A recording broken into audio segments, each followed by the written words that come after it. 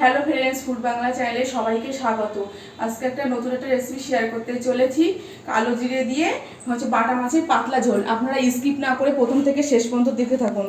এখানে পরিমাণ মতন হচ্ছে জিরে নিয়েছি, গোটা জিরে, বড়ি নিয়েছি, আর লাল লঙ্কা নিয়েছি, আর কালো জিরে, আর পরিমাণ মতন পটল নিয়েছি, কাঁচা লঙ্কা নিয়েছি, আর বাটা মাছ।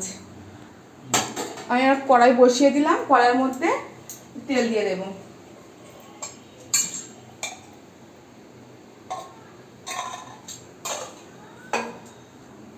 আমি মাছের মধ্যে পরিমাণ মতন লবণ দিলাম,